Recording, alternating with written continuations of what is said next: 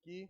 Então, essa semana a gente não vai ter a reunião na segunda, vai ser na terça-feira. Só para lembrar que às vezes tem uns irmãos que não olham o WhatsApp, né? Seguindo o discipulador, aí também não olha o WhatsApp, aí acaba esquecendo. Essa reunião, essa semana será na terça-feira. Fiquem de olho hoje no WhatsApp, em nome de Jesus, para a gente poder resolver quanto à questão da reunião.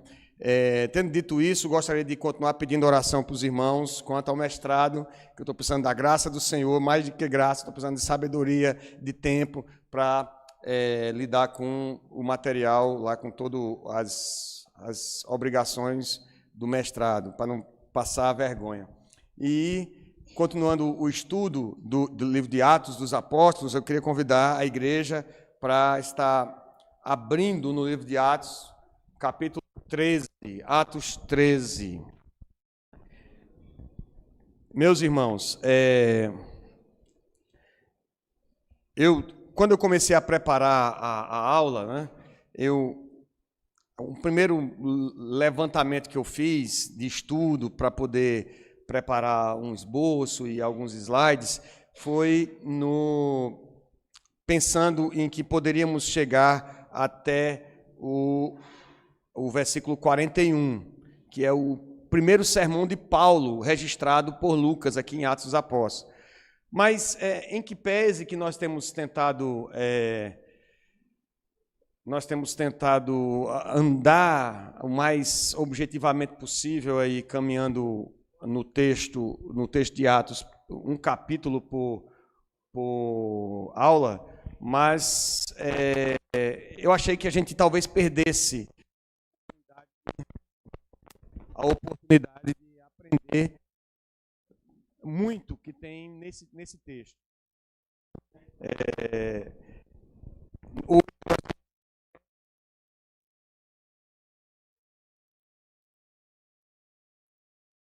E o sermão de Paulo, que é um sermão que na verdade ele segue um padrão bíblico do sermão de Pedro, do sermão de Estevão, que nós já estudamos, já vimos aqui, e o que parece ou é um modelo que Lucas insistentemente registra aqui em Atos, ou era um padrão expositivo, um padrão da exposição na pregação da igreja primitiva.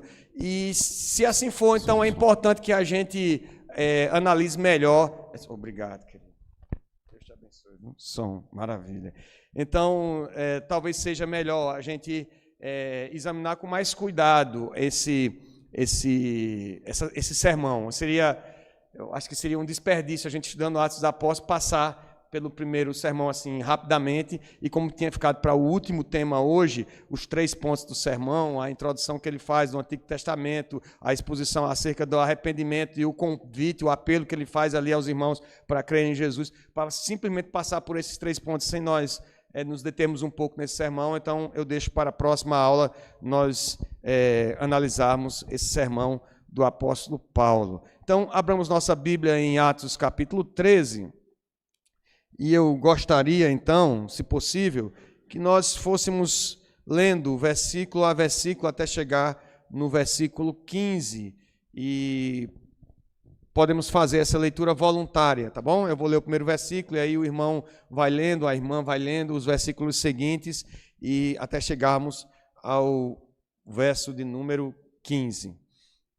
Diz assim a palavra do Senhor: havia na igreja de Antioquia profetas e mestres: Barnabé, Simeão por sobrenome Níger, Lúcio de Cirene, Manaém, colasso de Herodes, o tetrarca, e Saulo.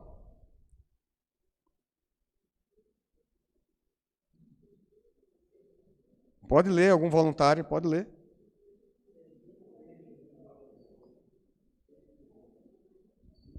Ok, não está funcionando. Então vamos fazer uma leitura responsiva. Os irmãos não estão a fim de se voluntariar hoje para ler assim com a voz, né, e tal. Então eu leio um versículo e os irmãos respondem o versículo seguinte, todos em uníssono, tá bom? Vamos fazer uma leitura responsiva então. Havia na igreja de Antioquia profetas e mestres: Barnabé, Simeão, por sobrenome Níger, Lúcio de Cirene, Manaém, colasso de Herodes, o tetrarca, e Saulo. Os irmãos? E servindo e jejuando. disse o Espírito Santo.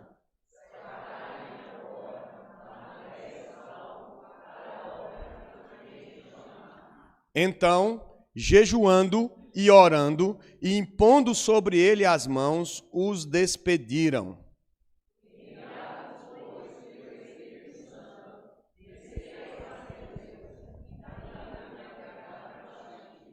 Chegados a Salamina, anunciavam a palavra de Deus nas sinagogas judaicas. Tinham também João como auxiliar.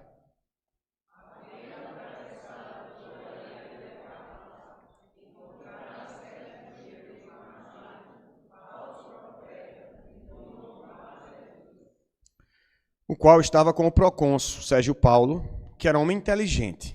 Este, tendo chamado Barnabé e Saulo, diligenciava para ouvir a palavra de Deus.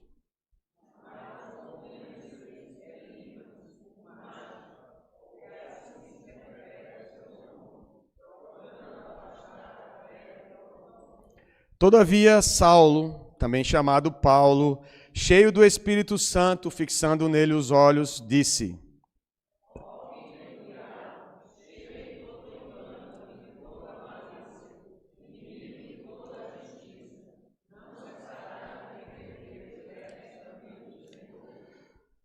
Pois agora, eis aí está sobre ti a mão do Senhor, ficarás cego, não vendo o sol por algum tempo.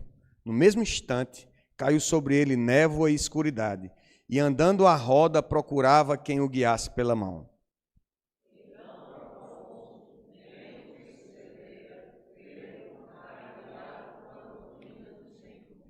E, navegando de Pafos, Paulo e seus companheiros dirigiram-se a Perge da Panfilha. João, porém, apartando-se deles, voltou para Jerusalém.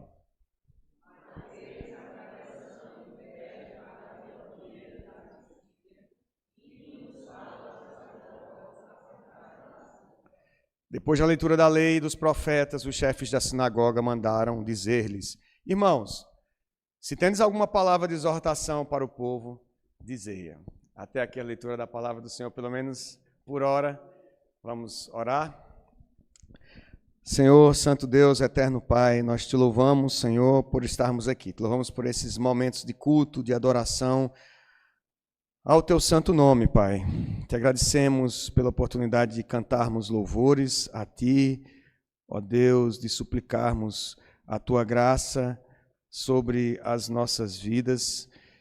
Ó Deus, te louvamos pela oportunidade de entregarmos os nossos dízimos e declararmos, Senhor, que o que fazemos aqui, o que fizermos aqui, na imperfeição do nosso coração pecaminoso, é uma tentativa, Senhor, falha, mas uma tentativa humana de glorificarmos o teu nome, de rendermos a ti a nossa gratidão e o louvor, até o dia que o Senhor separou para entrarmos no teu descanso. Ó Pai Santo, recebe o nosso louvor e a nossa adoração nessa manhã. Agora também que lemos a Tua palavra, que ela é santa, é inspirada por Ti, é soprada por Deus aos nossos corações. Nós Te louvamos pela oportunidade que temos de tê-la, de poder meditar nela. E Te pedimos que o Senhor nos dê a objetividade, a clareza e a reverência necessária, Senhor, para, considerando as sagradas letras, podermos nos alimentar delas ó Deus, sermos edificados como o corpo de Cristo, de modo que saiamos aqui com o desejo de te buscarmos mais, de sermos a cada dia transformados à imagem do Cordeiro, o nosso Salvador e Senhor Jesus Cristo. O Senhor opera as verdades espirituais em nossos corações, cumprindo todo o propósito que o Senhor estabeleceu para essa manhã, perdoando nosso pecado, nos usando, ó Deus, como instrumentos teus, apesar de nós. É assim que nós te oramos, agradecidos em nome de Jesus. Amém. Queridos, então nós temos, fazendo uma recapitulação aqui que nós vimos até aqui o capítulo 12, nós estamos vendo o Atos do Espírito Santo através dos apóstolos, é o início da igreja, lá desde o derramamento do Espírito Santo, no comecinho do livro, Deus vai movendo o seu Espírito, cumprindo o seu propósito e a sua palavra, a promessa, o chamado que ele estabeleceu lá em Atos 1:8, de que aqueles homens seriam testemunhas em Jerusalém, Judeia, Samaria, até os confins da terra.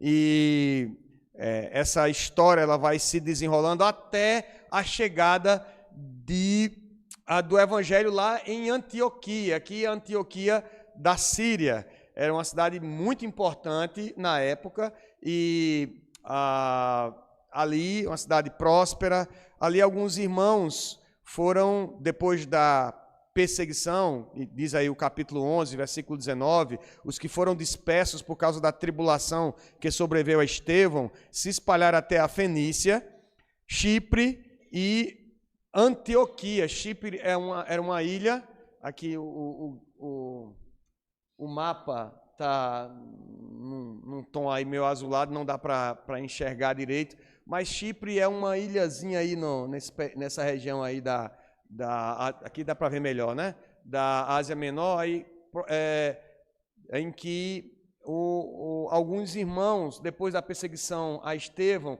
foram pregar na região da Fenícia, que era uma região marítima também, foram para Chipre e se espalharam.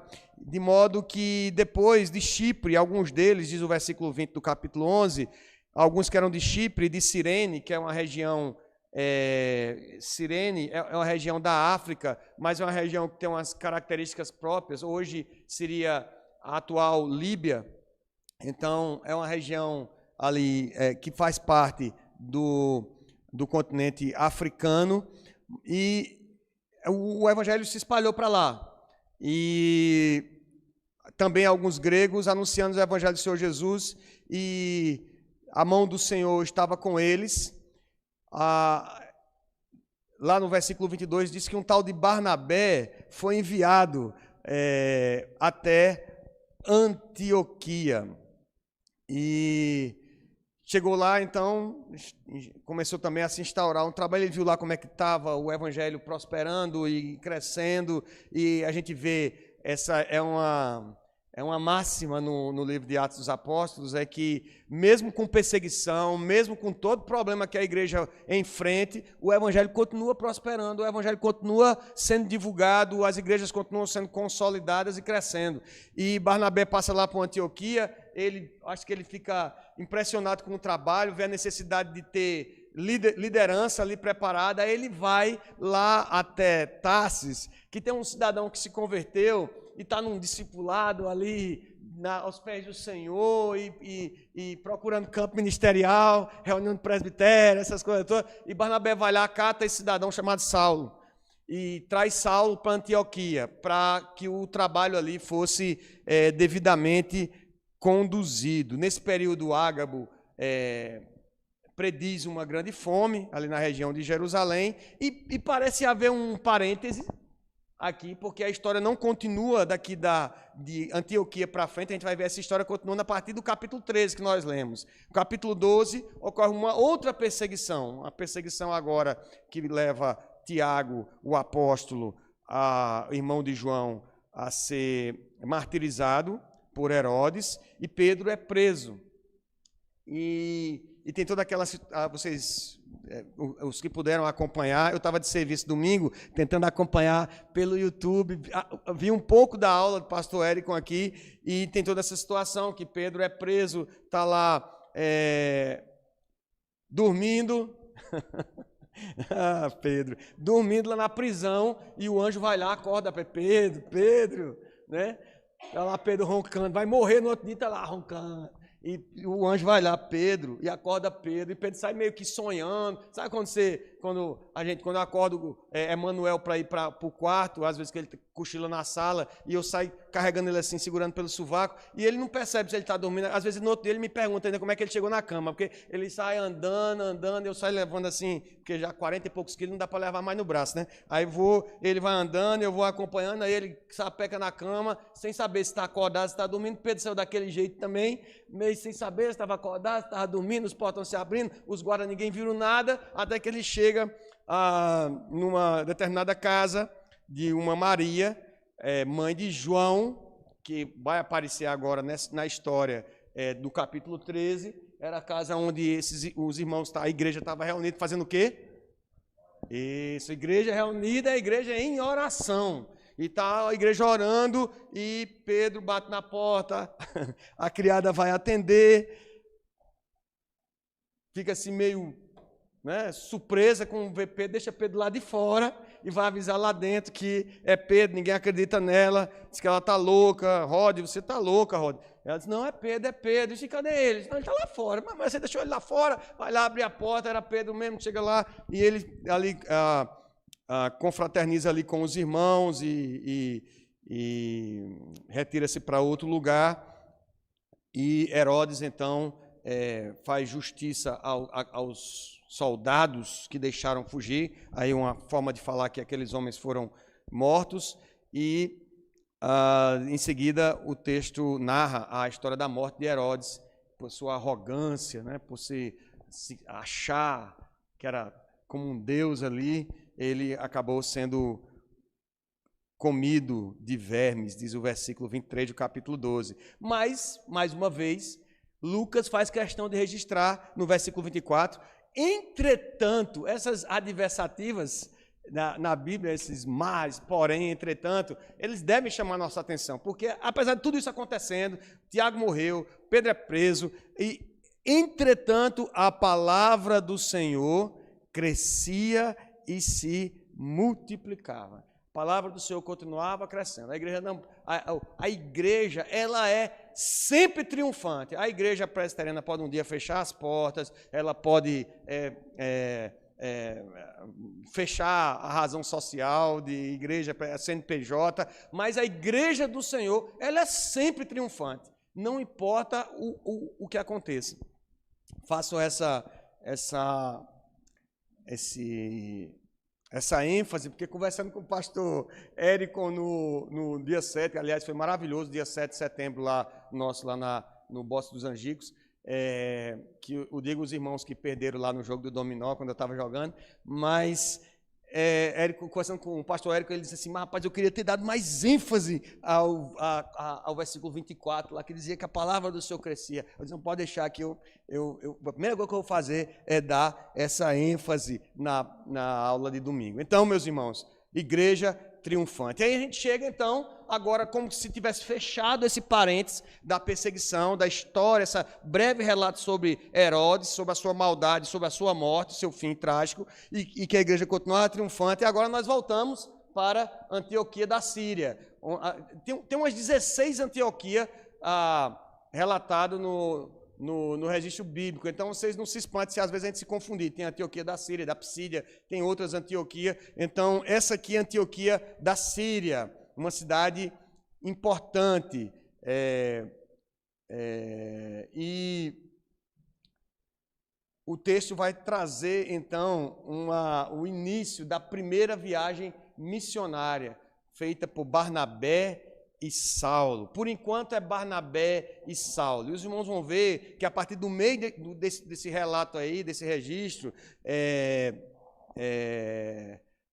vai passar, quando ele chegar em Chipre, lá pelas tantas, em vez de Barnabé e Saulo, o Lucas vai deixar de registrar como Barnabé e Saulo, como sendo Barnabé a figura de mais proeminência, a pessoa que estava ali arrastando Saulo, discipulando e orientando ali na pregação da palavra, para chamar agora Paulo e Barnabé, porque daqui para frente a figura de Paulo vai ter um destaque maior nessa história. Então, dá-se início a essa primeira viagem missionária, e a gente não vai contá-la toda aqui, mas somente o início dessa primeira viagem missionária, e vamos acompanhar um texto bíblico. No começo, então, você tem um chamado, uma liderança consagrada. Olha só, nós temos uma liderança... Não funcionou. Funcionou. Uma liderança consagrada. Nós temos, então, já dei essa revisão aí de Atos 11, o texto fala de que na igreja de Antioquia havia que tipo de ministério aí?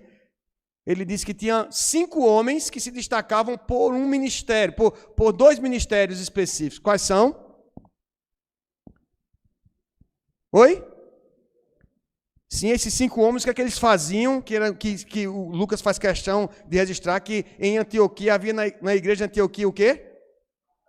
Profetas e mestres. Então, naquela igreja ali, tinha homens que se destacavam por esse mistério, por essa obra, por esse serviço. Eram profetas e mestres. Ele passa a dizer quem eram esses homens. Primeiro, é importante lembrar que em todo o registro bíblico, a liderança da igreja, desde o primeiro século, é uma liderança colegiada. Não existe liderança centrada num homem só. O homem não, eu sou o presidente da igreja, eu que decido aqui o que acontece na igreja. Desde Atos dos Apóstolos, desde o início da igreja, a liderança da igreja que o Senhor Jesus deixou foi sempre colegiada. É uma liderança de um conselho, é uma liderança de um grupo de homens, e não exercida por apenas um homem só. É uma liderança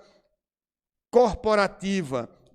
E esse era o modelo da igreja que se espelhava, era para os apóstolos e para aqueles que iam se convertendo, não era difícil de assimilar esse tipo de estrutura eclesiástica, esse tipo de estrutura de governo, porque era a estrutura que se espelhava em Israel. Você tinha 12 tribos, você tinha, apesar da figura do rei durante um determinado tempo, houve sempre liderança, desde Moisés lá, houve liderança, com 70 que o ajudavam pelo conselho de Jetro, e sempre havia essa figura dos anciãos, que também nas sinagogas havia essa liderança de anciãos, de homens ali mais experientes que conduziam o trabalho. Então, para a igreja, essa liderança colegiada não era problema de ser aceita, assimilada. E aí ele começa a falar dos nomes. Era o primeiro Barnabé, esse a gente já teve falando em outros capítulos aí sobre ele. Simeão, por sobrenome Níger. Então, esse Simeão, ele era o sobrenome romano, uma espécie de codinome que se dava, um nickname que se dava para ele, é que ele era negro. Então, ele possivelmente vinha da região da África, e ele era conhecido como Simão o Negro. E alguns dizem que esse Simeão tenha sido aquele que carregou a cruz de Cristo quando Cristo, no caminho do Gólgota, alguns soldados ali chamaram um homem que passava para carregar essa cruz, que é o pai de Alexandre e Rufus, que depois Paulo vai citar em uma de suas cartas. Mas no registro de Paulo, ele vai dizer que esse Simeão era cireneu. Então não faz muito sentido, ao meu ver, ser esse mesmo Simeão, porque depois ele vai dizer que tem um homem chamado Lúcio de Cirene. Então por que é que ele ia dizer que Lúcio era de Cirene e Simeão era um negro? Então pode ser, não há necessariamente essa correlação. Então Lúcio de Cirene, que era outro africano, como eu falei, Cirene é a região que hoje corresponde ali à Líbia.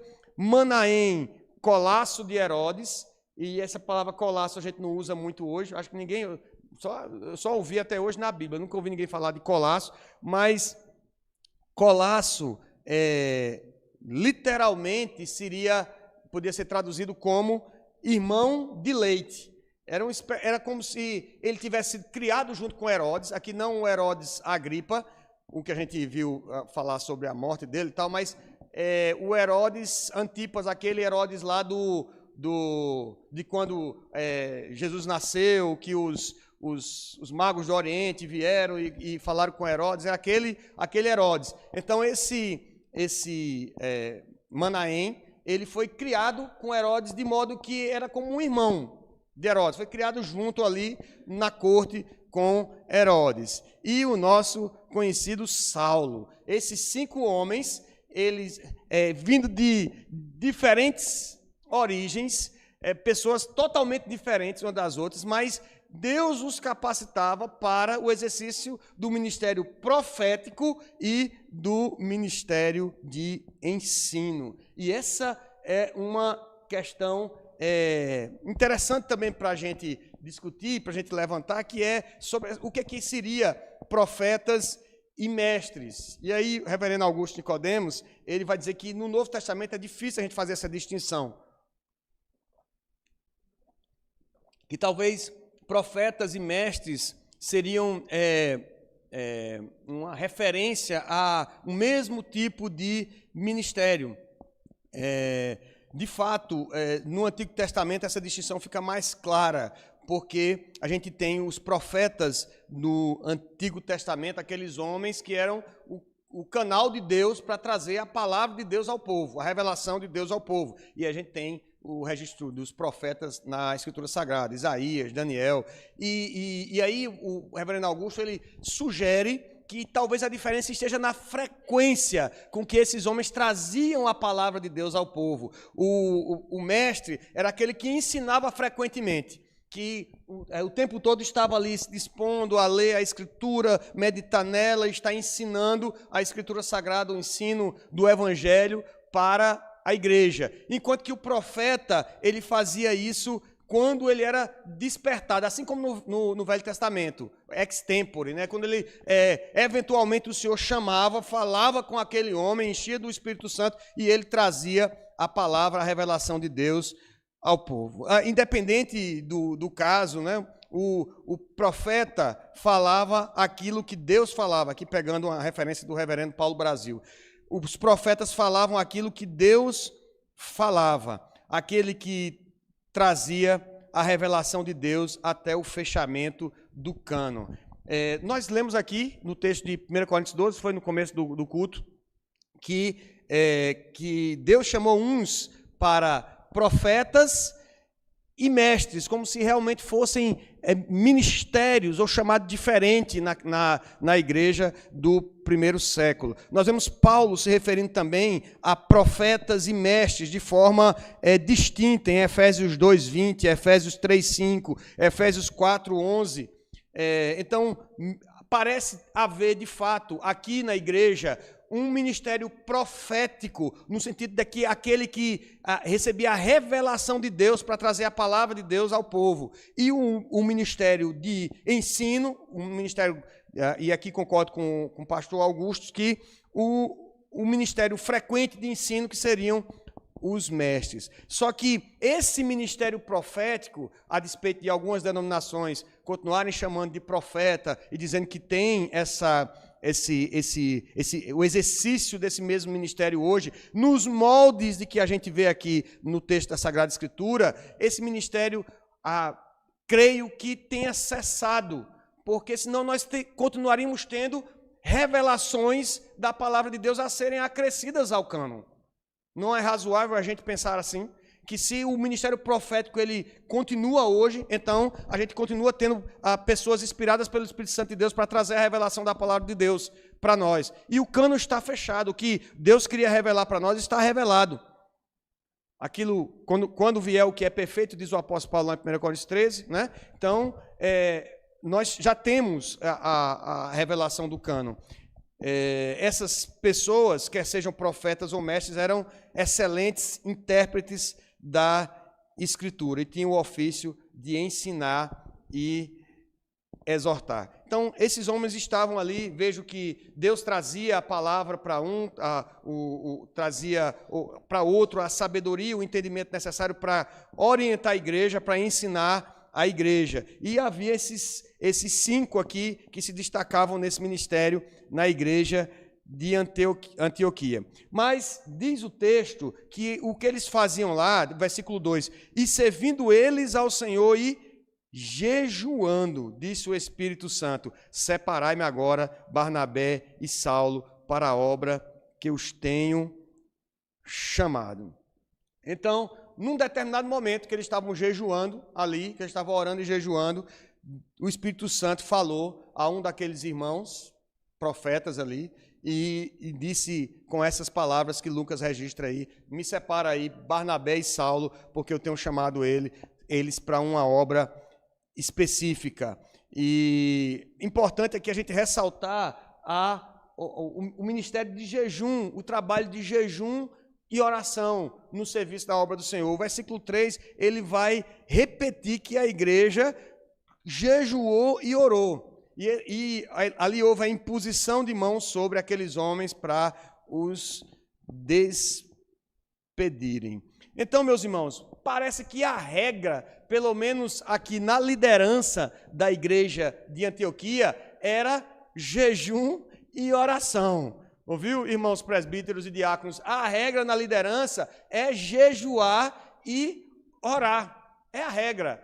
Eles, servindo, jejuavam, iam mandar o Paulo e Barnabé, Saulo, aqui ainda era Saulo e Barnabé, para o campo missionário. O que é que eles fizeram? Oraram e jejuaram para que pudesse despedi-lo. Então a regra é jejuar e orar. Senhor, levanta homens para a obra, levanta homens para o seminário, levanta homens para o campo missionário. Essa é um dos nossos, deve ser um dos nossos motes, deve ser um dos nossos pedidos de oração como igreja do Senhor. Está orando e jejuando por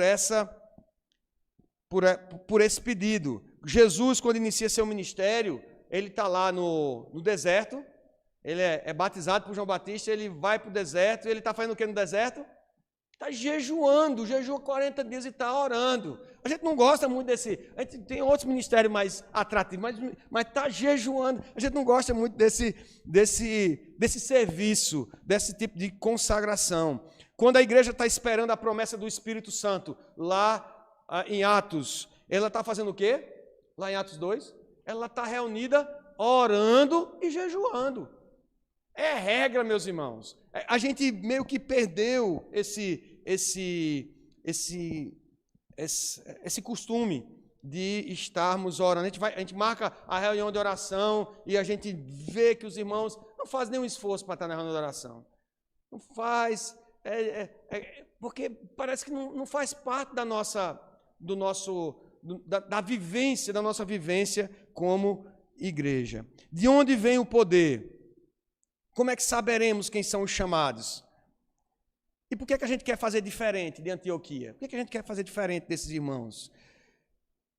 Por que fazemos diferente quando estou querendo saber qual a solução para os nossos problemas?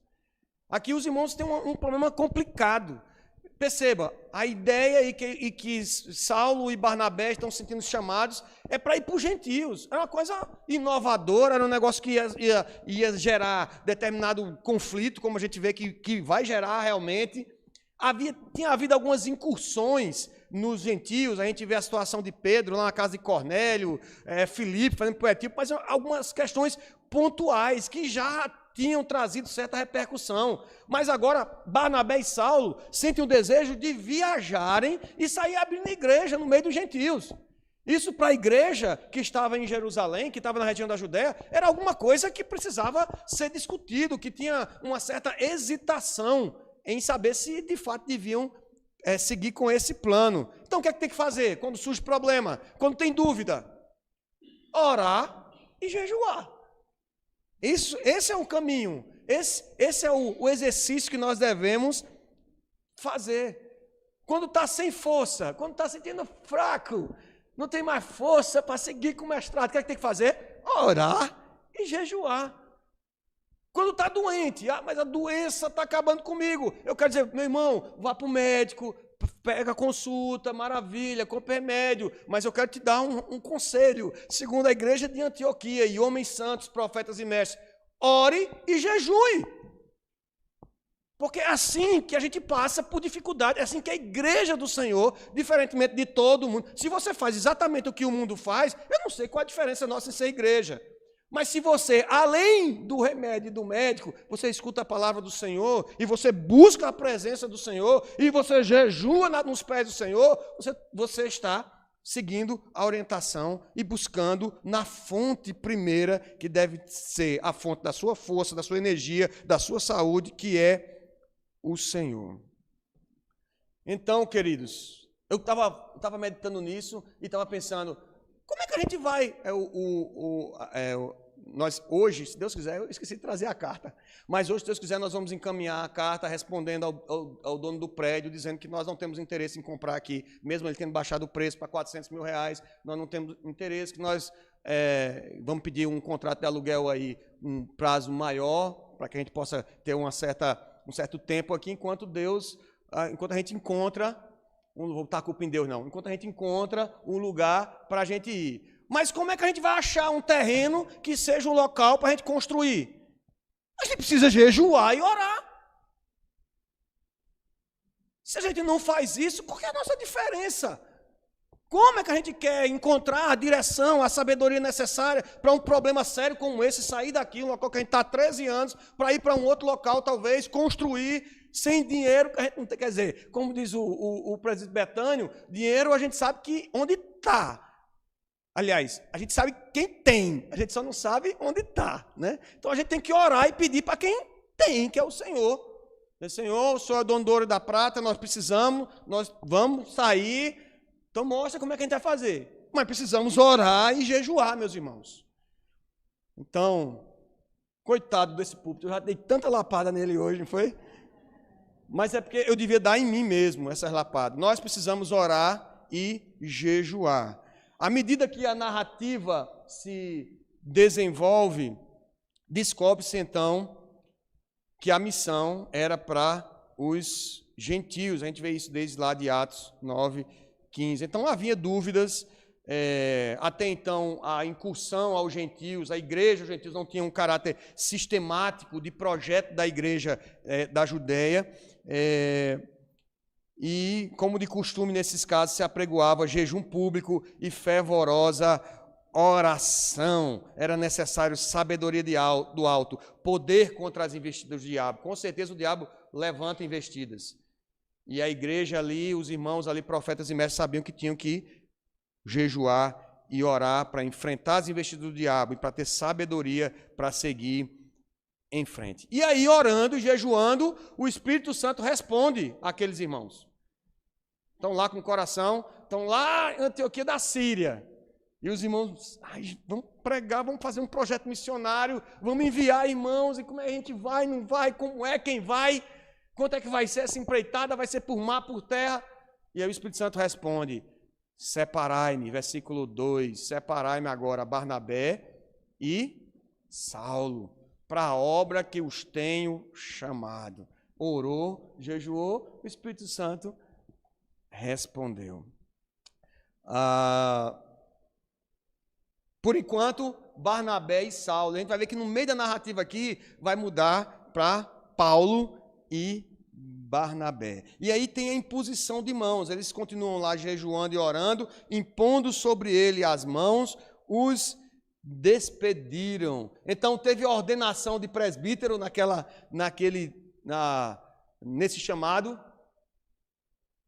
Não parece, ele não fala sobre a ordenação de presbítero. Teve a ordenação de diácono aqui.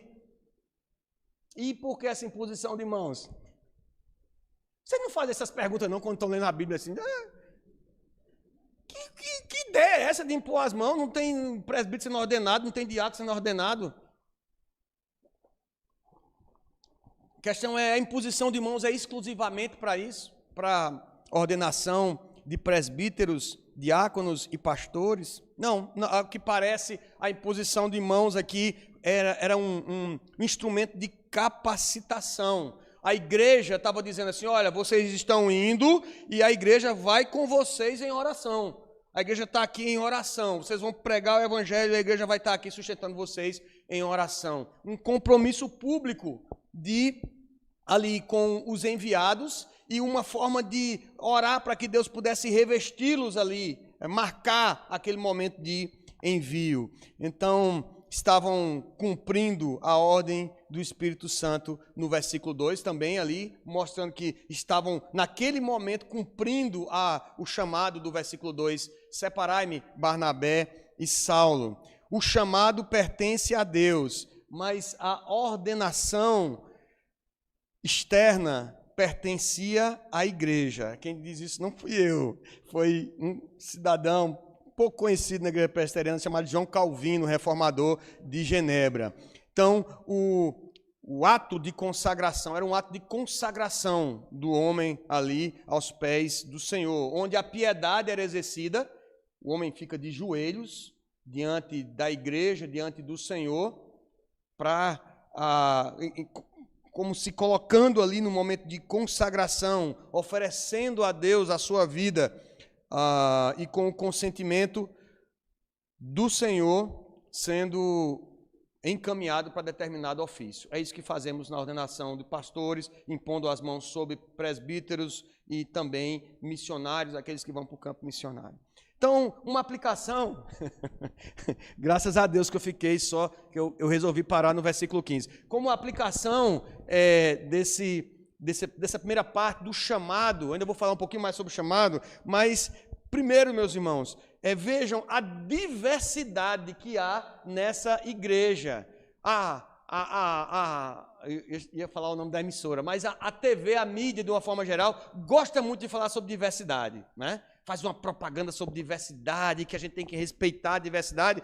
Antes da mídia falar qualquer coisa sobre diversidade, a igreja do Senhor já defende diversidade. Não a diversidade que o mundo defende, que é de cada um fazer o que bem lhe apraz, a forma como se sente, tem prazer, e que todo mundo tem que aceitar isso, como se não tivesse nenhuma referência moral. Mas a diversidade existe na Bíblia. Veja, tem gente da África aqui, tem gente de Jerusalém, Saulo, tem rabino, tem tetrarca, tem colasso de Herodes, tem um cara que cria lá de Herodes e de repente saiu do meio da corte, do palácio. O evangelho, ele não reconhece, ele não distingue classe social, etnia, homem, gênero, homem, mulher. O evangelho, ele encerra todo mundo sob pecado, para que Deus, pela sua misericórdia, nos restaure e nos una num só corpo, unidade orgânica, corpo vivo de Cristo, para fazermos a sua vontade. Isso é diversidade. Diversidade com unidade, como o pastor tem falado e tem apregoado aqui. Essa diversidade existe na palavra do Senhor. Povos diferentes, classe social diferente. A igreja não pode ser acusada de não respeitar a diversidade, mas obviamente que não é a diversidade que o mundo apregoa. Versículo 4 em diante, vamos para frente. Quem envia? Quem é que envia esses Saulo, Barnabé e Saulo? Quem é que envia? Quem? O Espírito Santo, versículo 4, veja aí. Eu pensei que era a igreja de Antioquia que ia enviar esses homens. Lê do engano, está aí, versículo 4. Enviados, pois, pelo... Aí você acha que isso foi um deslize literário de Lucas. Ele fez questão de registrar, inspirado pelo Espírito Santo de Deus. Quem está enviando não é a igreja de Antioquia. Quem está enviando é o Espírito Santo de Deus. É assim que a gente faz a obra do Senhor. É na certeza que quem envia... E ai de você, se fizer a obra do Senhor sem ser enviado pelo Espírito Santo. Enviados, pois, pelo Espírito Santo. Ser enviado pelo Espírito Santo, por outro lado, é ser enviado pela igreja. E é lógico que a gente, de cara aqui, a gente pode aplicar que nenhum homem deve ser considerado pastor legal da igreja. Nem, não, eu sou presbítero porque eu fui votado na igreja. Eu sou diácono porque... Não. Só se for chamado por Deus. Ele é chamado por Deus para aquela obra. A igreja, ela referenda esse chamado. E, em contrapartida, nenhum homem pode se arvorar no direito de ter algum ministério independente ou autônomo. Não, Tiago, sabe o que é? Eu sinto o chamado para pregar. Eu acho que eu tenho um chamado pastoral. Amém, meu irmão? Então você vem aqui para a igreja, a gente vai avaliar você, analisar aí uns 2 anos e tal. Não! Meu chamado é urgente. Não, meu irmão, mas aqui, você tem que ser enviado. Se o Espírito Santo que está lhe enviando, você é enviado pela igreja. Então, você vai se submeter à autoridade. Não, pode deixar. Eu abro minha congregação sozinho. Eu vou abrir minha igreja, porque afinal de contas eu tenho um chamado. Quem legitima o chamado é a igreja. É a liderança da igreja. Hoje é pipocando a igreja de todo canto, porque o cidadão não concorda com alguma coisa da igreja, aí ele vai e abre a sua de forma autônoma, porque ele acha que é assim que acontece, porque é chamado. Se é chamado, ele é enviado. É enviado pelo Espírito Santo e pela igreja. O chamado acontece dentro da igreja, por meio da igreja. Ninguém, ao ser chamado, né, vem a dizer que, não, é porque meu chamado, eu tenho um chamado independente, tenho um chamado, como é que chama? Um chamado para-eclesiástico, eu tenho um chamado, não, você é chamado por meio da igreja, dentro da igreja. O princípio da necessidade de ser membro da igreja local. Não, você é de onde, meu irmão? Não, você tem um ministério. Pastor, me dê uma oportunidade aqui que eu vou pregar que eu tenho um ministério. Sim, meu irmão, você é de onde? Não, eu não sou de igreja nenhuma, eu tenho um ministério. Querido, você não vai poder pregar aqui. Não, mas eu tenho um ministério. Você tem. Então, tem que ter alguma igreja que você é membro, que você é envolvido, que você é submisso à autoridade. Senão, não é chamado nos moldes da igreja primitiva, nos moldes de Atos dos apóstolos. Se não serve para ser submisso à liderança da igreja, se não serve para servir na igreja, não serve para servir fora da igreja, não serve para servir no campo missionário, não, tem que servir primeiro aqui, depois que servir na igreja local, então está testado, está aprovado, o Espírito Santo está te enviando e a igreja também está te enviando. É assim que funciona, meus irmãos. Quem é chamado é enviado pela igreja, não pode se auto-intitular pastor missionário, criando igrejas ao seu bel prazer. Então, enviados, pois, pela igreja. E aí, os irmãos tinham um padrão. O destino aqui era Chipre. Eles saíram, Barnabé, lembra que a gente leu lá em Atos 11? Barnabé era lá da região de Chipre. Aí eles, rapaz, vamos fazer, vamos começar lá por Chipre. Eu não sei o que é que passou. Lá vou eu devagando aqui nos meus pensamentos. Mas, de repente, Barnabé pensou, tem família lá, tal, vim de lá, etc. A gente começa lá, eu conheço o pessoal, a gente começa por lá e de lá a gente vai para as outras regiões mais distantes. E Barnabé vai, Chipre, 200 quilômetros de mar. Vai para o mar, o apóstolo Saulo já gostava de uma viagemzinha marítima, né? Vai e chega lá, tem uma grande comunidade de judeus evangelizados, nós vimos lá no capítulo 11, inclusive alguns que tinham sido enviados para Antioquia, e eles têm um padrão de ministerial. Eles não saem assim, atirando para todo lado, eles vão na sinagoga. Então, não se abandonou o ministério com os judeus. Continuou se pregando para o judeu também. Judéia, Samaria, Jerusalém, Judéia, Samaria, até os confins da terra. Vai, prega para os judeus lá na sinagoga. E era costume dos judeus. Tivesse 10 homens piedosos ali, judeus, em qualquer lugar que eles foram dispersos, eles se reuniam para fazer logo se organizar como sinagoga.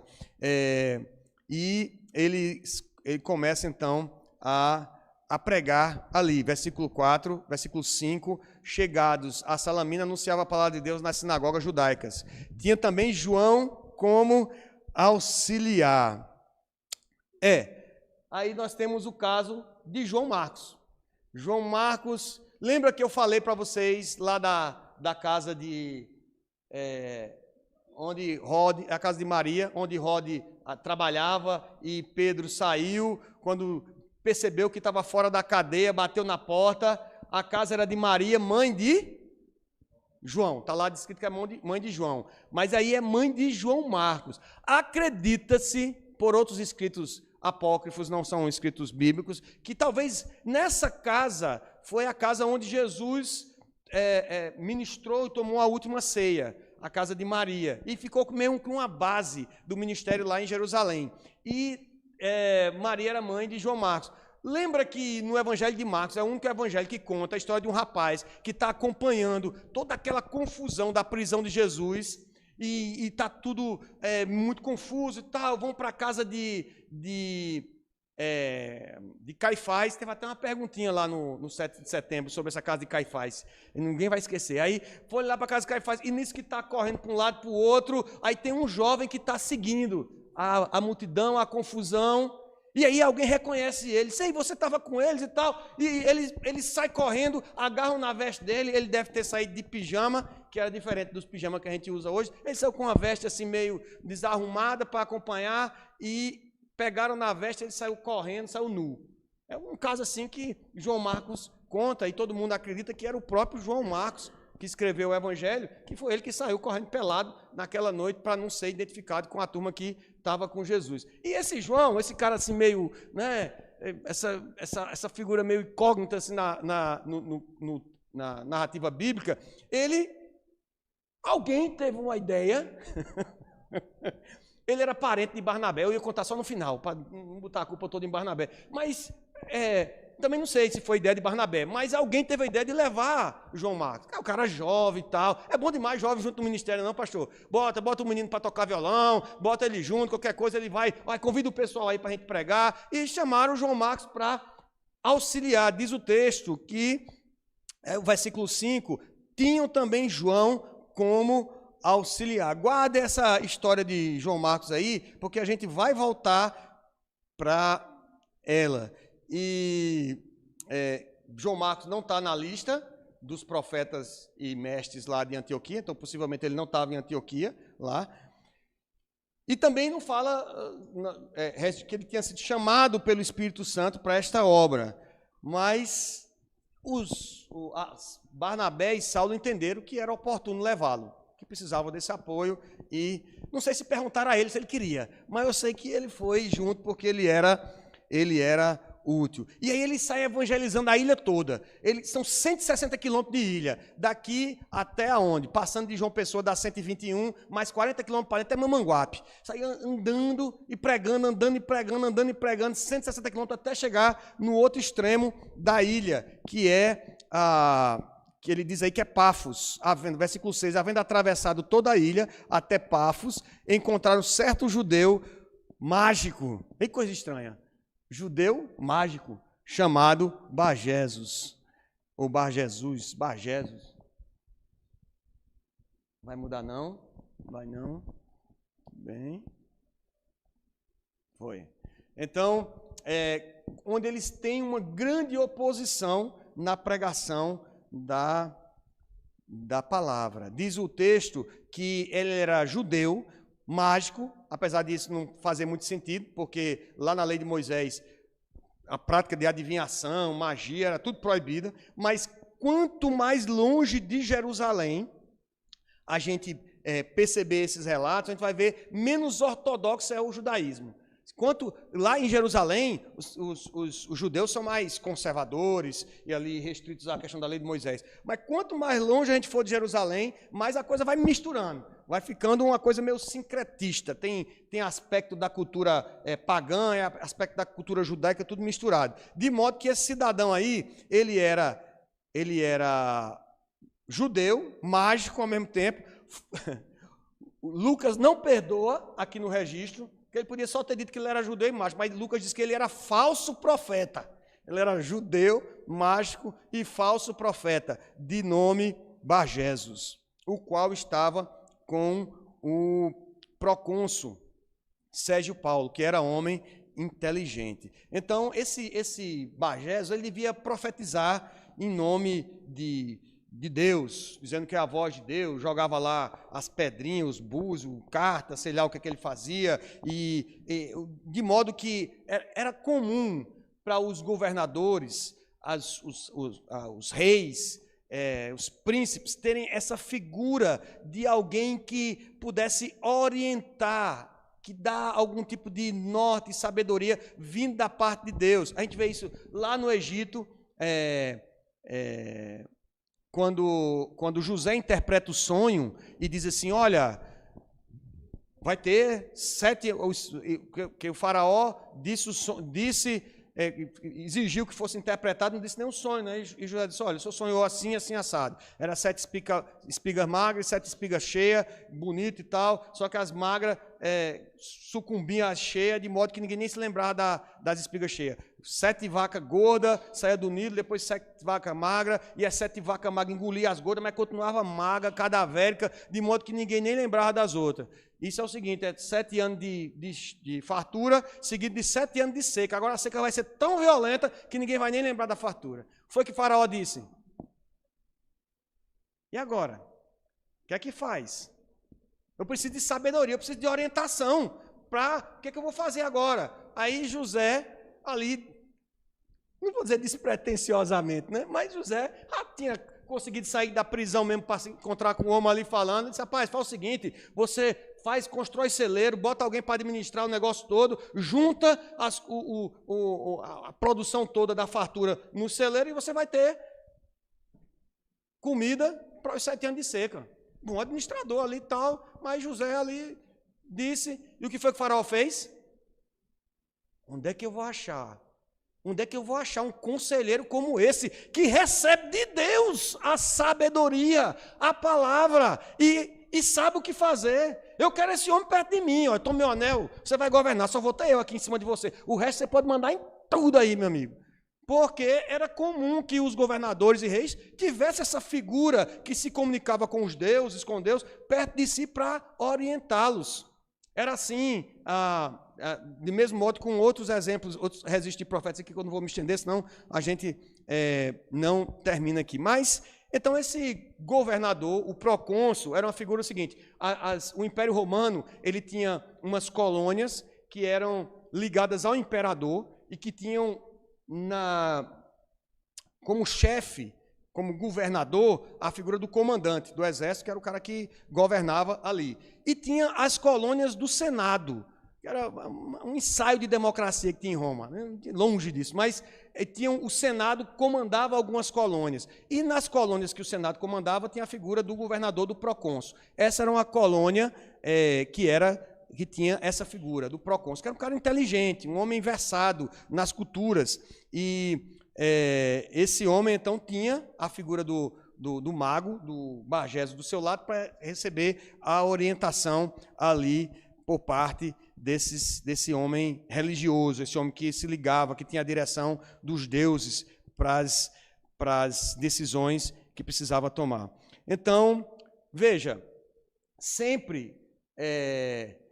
quando o evangelho chega, o evangelho genuíno chega num lugar, ele é uma concorrência para os negócios do falso evangelho. É uma concorrência. Se o cara está ali querendo ganhar dinheiro com o evangelho, faturar com o evangelho, então o evangelho chegou, o que ia acontecer? O governador ia olhar, a popularidade que ele tinha ia cair, o governador ia olhar e dizer, não, rapaz, você está falando mentira. Quem tem poder mesmo, quem tem esses meninos que chegaram aí agora, Barnabé e Saulo. Então, era uma concorrência aos negócios de Bargesos, do mago ali, do judeu mago. E de modo que ele começou a empatar, a atrapalhar a pregação do evangelho. Diz o versículo 8, mas opunha-se-lhe Elimas o mágico, agora chamando de Elimas, porque Elimas, a palavra tem a ver com sabedoria, de entendimento, sabedoria. Então, esse homem era conhecido assim se interpretava o seu nome, procurando afastar da fé o procônsul. E aí isso gerou indignação de Saulo. Agora, Lucas muda o nome dele. A partir de agora, Lucas, em vez de chamar ele de Saulo, vai começar a chamar ele de Paulo. Esse é o momento, a chave. Vira aqui. Agora, não mais Saulo. Ele começa a dizer assim, versículo 9, todavia Saulo também chamado Paulo. Saulo, que era o nome judeu dele, tem a ver com Saul, o que é procurado, agora começa a chamar Paulo. Agora me diga que nome, o que é que significa? Alguém sabe o que significa Paulo? Aqui é o nome... Pequeno. É peixe pequeno. É peixe pequeno. E daí eu entendi por que é que Paulo, de vez em quando, ele escreve nas cartas assim, eu sou o menor, né? Dos pecadores eu sou o principal, mas dos apóstolos eu sou o menor, o nascido fora de tempo. Ele é peixe pequeno, mas mesmo sendo peixe pequeno, ele tem autoridade apostólica, porque só assim a gente entende como é que ele fala de forma assim, não é uma oração que ele faz, mas ele fala de forma assim, a confrontar aquele falso profeta. E, todavia, Saulo, também chamado Paulo, cheio do Espírito Santo, fixando nele os olhos, disse, ó filho do diabo, cheio de todo engano e de toda malícia, inimigo de toda justiça, não cessará de perverter o reto caminho do Senhor? Pois agora, eis aí está sobre ti a mão do Senhor e ficarás cego, não vendo o sol por algum tempo. E no mesmo instante caiu sobre ele névoa e escuridade, e andando à roda, procurava quem o guiasse pela mão. Paulo chama para si a equipe, que era Barnabé, era o principal, porque ele é que havia até ido buscar Saulo e tudo mais, agora se inverte, cheio do Espírito Santo, e agora com essa autoridade de quem foi chamado pelo próprio Cristo, ele confronta o falso profeta, e a partir de agora ele então me parece ser o líder da equipe. Ele começa traz esse juízo condenatório sobre o falso profeta. Nenhum falso profeta gosta da concorrência, pois implica em perda de poder e perda financeira. A obra do Evangelho sempre vai encontrar oposição. O Espírito Santo continua guiando. Paulo não falou isso aqui com a raiva descontrolada humana, não. Aqui é ira santa, é indignação santa, verdadeira. Nós nos iramos e nos indignamos com coisas humanas, mas não com afrontas ao Evangelho. E Paulo aqui, ele tem essa indignação por causa do Evangelho, que está sendo ali afrontado. A palavra é cumprida imediatamente. Ele falava da parte de Cristo, como se Cristo estivesse falando através dele. E isso só autentica o fato de que Paulo era, de fato, apóstolo, que era uma classe especial de homens que traziam o poder do Evangelho para conversão, mas também juízo sobre os pecadores impenitentes. Lembre-se do exemplo de Ananias e Safira, que chegam diante de Pedro e mentem diante dele sobre aquilo que traziam ao Senhor e caem fulminados na mesma hora. A gente não vê isso acontecendo hoje. Eu acho que digo graças a Deus, porque não há mais apóstolos.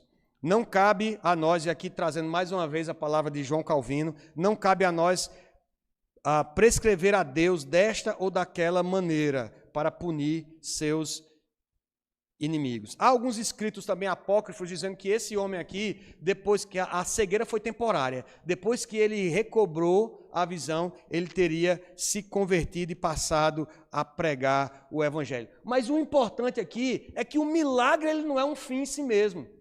Com esse poder todinho, Barnabé e Saulo, ou Paulo e Barnabé agora, podia chamar a turma e fazer uma cruzada de milagre, não era não? Venham, todo mundo de Chipre aqui, de Pafos, da Redondeza, vamos fazer uma cruzada de milagre, que vai ter milagre e as pessoas vão ser curadas. Não, ele pregava o Evangelho. O milagre é um meio, ele não é um fim em si mesmo. Ele é um meio para manifestar a glória de Deus, de modo que o procônsul, o governador, ficou maravilhado e creu. Diz a palavra do Senhor que ele creu maravilhado com a doutrina do Senhor. Versículo 12, rápidas aplicações aqui. Satanás usa pessoas para fazer oposição ao reino de Deus. Não se esqueça disso. Vai fazer o avanço missionário, não sei qual é o nosso próximo, temos que já ir pensando. Satanás levanta pessoas para ligar o som alto, para fazer perturbação, para ficar tirando onda com as meninas quando passar para evangelizar. Satanás vai fazer isso. Isso não deve nos impressionar. O falso profeta faz muito mais mal do que o endemoniado que quer só falar no microfone. Isso aqui eu anotei porque foi Augusto Nicodemo que falou isso. Augusto disse, rapaz, a gente fica impressionado porque aparece os cultos na TV, aí o endemoniado se revela lá. Quem é você? Eu sou eu que falando lá. Quer dar show. Qual é o mal que um demôniozinho dando show na TV vai fazer? Me diga, meus irmãos. Agora bota um falso profeta, dizendo que fala da parte de Deus, pregando heresia para ver o mal que ele vai fazer. O amor ao poder, a popularidade, o desejo de reter influência, acabam nos afastando ou fazendo-nos resistir ao genuíno evangelho. Quais são nossas grandes lutas hoje? É que a gente quer manter a influência, a gente quer manter popularidade, a gente quer manter o nosso espaço no governo, a gente quer manter o nosso espaço na sociedade. Mas não é isso, nós não somos chamados para isso, não. O nosso chamado é para pregar o evangelho. As divisas do evangelho e da verdade de Deus não podem ser atenuadas, mesmo em face da zombaria. Ainda que não nos caiba o juízo imprecatório, nossa luta é contra carne e sangue e começa no nosso próprio coração. Você não tem tempo para fazer essa leitura aqui. Aliás, participar do grupo, faça a leitura desse livro. A guerra de palavras que a gente passa o tempo todo, é brigando, discutindo com mulher, com filho, com patrão, com empregado. Nossa guerra de palavras não começa na comunicação, não. Começa no nosso coração. E nós precisamos ter cuidado, porque nossa luta é contra carne e sangue, principados e potestades, e não contra homens. Devemos orar pela mão do Senhor sobre esses falsos profetas. Encerrando, meus irmãos, o versículo 13 a 15 é uma introdução ao sermão de Paulo, que é do versículo 16 em diante, que a gente vai ver na próxima aula. Mas Paulo vai para um outro lugar mais distante agora, outra Antioquia, Antioquia da Psídia. E ele chega lá, e aí o nosso amiguinho João Marcos volta a entrar na história. Na verdade, ele não volta a entrar, ele volta a sair da história. Ele diz a Bíblia aí, versículo 13, que navegando de Pafos, Paulo e seus companheiros dirigiram-se a Perge. Veja que ele nem fala de Barnabé mais. É Paulo e seus companheiros foram para Perge da Panfilha. João, porém, apartando-se deles, voltou para Jerusalém. João Marcos abandonou, na visão de Paulo, abandonou por razões que a gente não sabe, não conhece. Sei que Paulo ficou sentido dessa saída. E foi uma coisa, meio uma ruptura, porque essa palavra aí, apartando-se dele, é usado mais duas vezes na Bíblia, no Evangelho. Uma, quando Jesus fala assim, que no último dia ele vai separar os bodes das ovelhas e vai dizer assim, apartai-vos de mim, não vos conheço, é a mesma palavra. E noutra vez, quando trazem para Jesus o caso de um endemoniado que se lança no chão e se fere todo, e diz que os demônios não se apartam dele, não largam dele. Então parece que essa saída de João Marcos realmente foi uma coisa meio traumática mesmo. Ele retorna para Jerusalém, talvez buscando ali o apoio da mãe, do próprio Pedro, para recomeçar.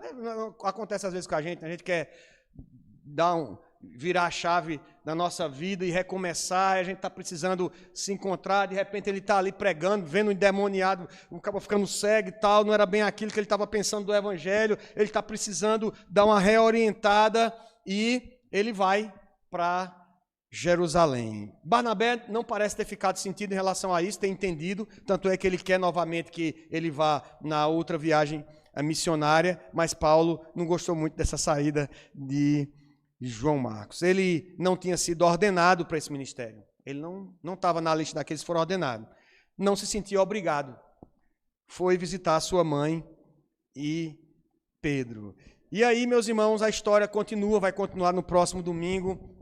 A estratégia que Paulo usou lá em Chipre, ele vai novamente usar agora em Antioquia da Psídia e nas demais cidades, que era de visitar as sinagogas. As sinagogas tinham uma reunião parecida com o nosso culto hoje. Se orava uma oração que está lá em Deuteronômio capítulo 6, se lia profetas ou salmos e se faziam orações, uma coisa meio parecida com o culto hoje, e dava-se a oportunidade.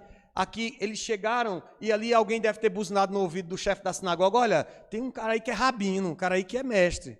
Paulo estava lá e aí ele vai dar oportunidade para Paulo falar. Só trazendo algumas aplicações finais, queridos, especialmente em relação ao caso de João Marcos. Cuidado com os julgamentos. Cuidado com o julgamento. A gente tem a tendência de malhar a lenha no pobre do João Marcos, né? Rapaz, como é que ele fez um negócio desse? Deixou eles e abandonou. A gente não sabe o que aconteceu e a gente é muito levado a criticar as pessoas. Às vezes as pessoas estão precisando passar por um novo discipulado, um recomeço na sua vida, uma reorientação, e a gente vai lá e senta o julgamento. Deus continua agindo. Deus continua agindo. Deus continua agindo, mesmo quando mataram Tiago, o evangelho continuava sendo pregado. Vem cá, Paulo vai para Chipre, João Marcos deixa ele, quando chega na Antioquia da Psídia, o evangelho continua sendo pregado, Deus vai dar oportunidade na sinagoga e onde ele for passar. O evangelho continua sendo pregado, usando pessoas e usando as circunstâncias. E, meus irmãos, nós devemos fazer parte dessa história. Desde o começo nós temos falado isso em relação ao livro de Atos. Atos é a nossa história como igreja, é o começo da nossa história. Em vez de ficarmos criticando ou falando disso, daquilo, liderança, culto, nós precisamos nos engajar na obra, orando e jejuando em todo o tempo, para que o nome do Senhor seja glorificado. Quais são os desafios nossos como igreja?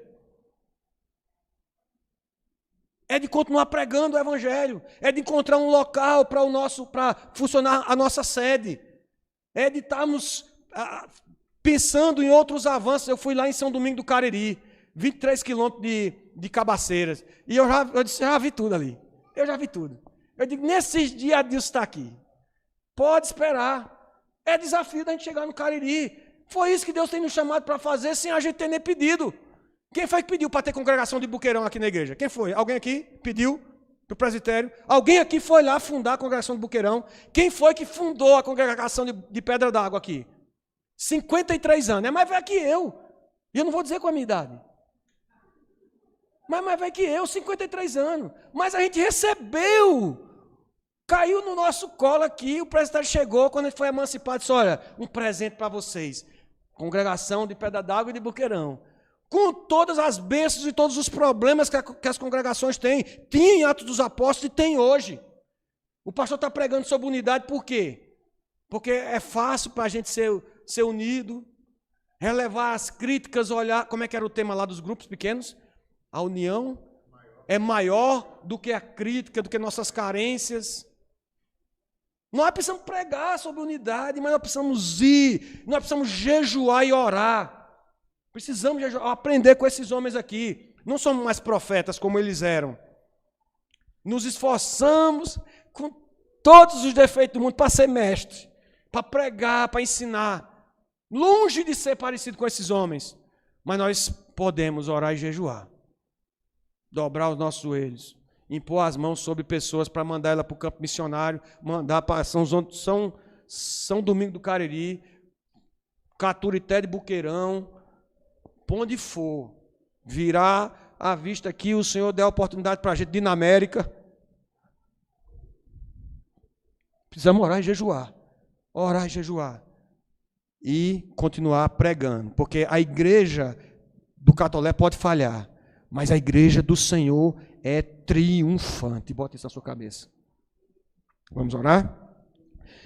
Santo e eterno Deus, nós te louvamos, Senhor, por fazermos parte disso que o Senhor começou, não em Atos, o Senhor começou na criação, Senhor, em criando todas as coisas para louvor da Tua glória e reservando um dia para descanso, prefigurando o descanso que o Senhor reservou para nós um dia, quando estaremos contigo, glorificando o Teu nome. Ó Deus, nós ansiamos entrar nesse descanso, mas enquanto Ele não vem, Senhor, nós te pedimos que o Senhor nos dê graça para fazermos parte dessa história, pregando a Tua palavra, orando, nos indignando como Paulo ali, quando o evangelho é afrontado, não contra pessoas, Senhor, mas contra os principados e potestades que regem, que querem reger esse mundo, conquanto o teu reino está estabelecido já, desde que o nosso Senhor e Salvador pisou nesta terra.